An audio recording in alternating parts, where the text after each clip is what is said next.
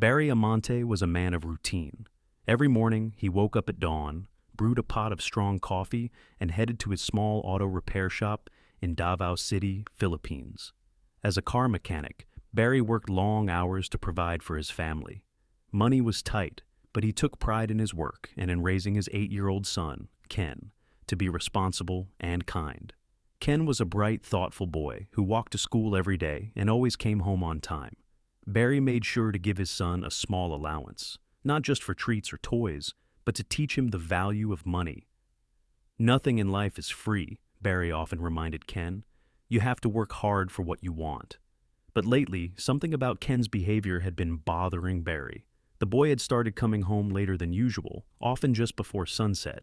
At first, Barry assumed Ken was playing with friends or staying after school for activities. But when Ken began returning home without a peso left in his pocket, Barry grew suspicious. Where was the money going? And why was Ken being so secretive? One evening, as Barry sat at the kitchen table, he noticed Ken slipping quietly through the front door. The boy's face was flushed, and his school backpack looked heavier than usual. Barry called out to him, but Ken mumbled something about homework and hurried to his room. Barry's concern deepened. He decided it was time to find out what was really going on. The next day, Barry left the garage door slightly ajar while he worked, keeping an eye on the driveway. Right on time, Ken walked through the gate, his backpack slung over his shoulders. Barry watched as the boy disappeared into the house, but just 10 minutes later, Ken reappeared, heading back down the road. Barry noticed something odd. The backpack, which had looked empty earlier, now seemed full. Curiosity gnawed at him. Barry quietly followed his son, keeping a safe distance. Ken walked past the corner cafes and into a rougher part of town, where pawn shops and liquor stores lined the streets. Barry's heart raced. What was his son doing in a place like this? His mind raced with worst-case scenarios. Was Ken involved in something dangerous? Was he being bullied or pressured into doing something he shouldn't? Finally, Ken turned into a side road. Barry peered around the corner and froze. His son was crouched in the middle of the empty road, pulling something out of his backpack. Suddenly, 3 scrawny dogs emerged from the bushes, tails wagging timidly. Barry watched in stunned silence as Ken laid out disposable plates and cans of dog food, feeding the strays with gentle care.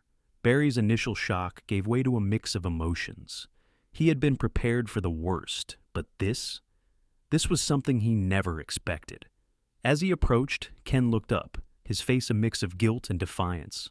"I'm sorry, Dad," the boy said softly. "I've been using my allowance to buy food for them. They're so hungry, and no one else is helping." Barry knelt beside his son, his heart swelling with pride. The dogs, Brownie, Whitey, and Blackie, as Ken called them, were clearly malnourished, with patches of fur missing and ribs visible under their skin. Barry realized he had misjudged the situation entirely. His son, just 8 years old, had been spending his pocket money to feed stray dogs. Barry's voice was thick with emotion as he spoke. "I'm proud of you, Ken, but we need to do this the right way." He explained his concerns about diseases like mange and rabies and made a deal with his son. Barry would buy the dog food, but Ken had to get a rabies vaccine and carry disinfectant in his backpack. That evening, Barry couldn't stop thinking about what he had witnessed. His son's selflessness had touched him deeply, and he felt compelled to share the story with others. In February 2014, Barry snapped a photo of Ken feeding the strays and posted it on Reddit. The image quickly went viral, capturing the hearts of animal lovers around the world. People were moved by Ken's kindness and determination to help animals in need.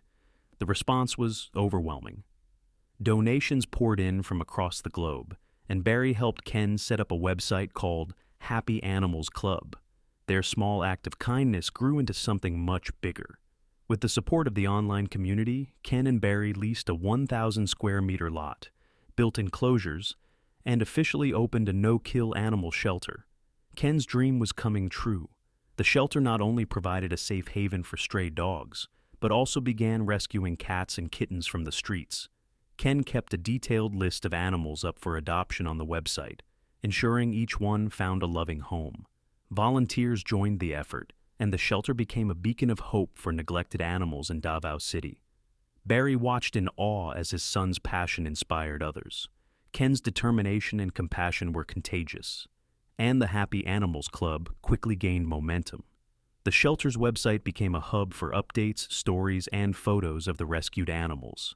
Ken's dream of opening an animal shelter, which Barry had once thought would take 20 years to achieve, was now a reality. Years later, Ken is now a teenager, but his passion for helping animals has only grown. The Happy Animals Club continues to thrive thanks to the dedication of Ken, his family, and the global community that rallied behind them. What started as a small act of compassion has become a lasting legacy, proving that even the youngest among us can make a difference. Barry often reflects on the day he followed his son and discovered the truth. "I thought I was teaching Ken about responsibility," he says with a smile. "But in the end, he taught me about compassion and the power of kindness." The story of Ken and the Happy Animals Club is a reminder that small acts of love can ripple out and change the world. It's a testament to the impact one person, no matter how young, can have when they follow their heart.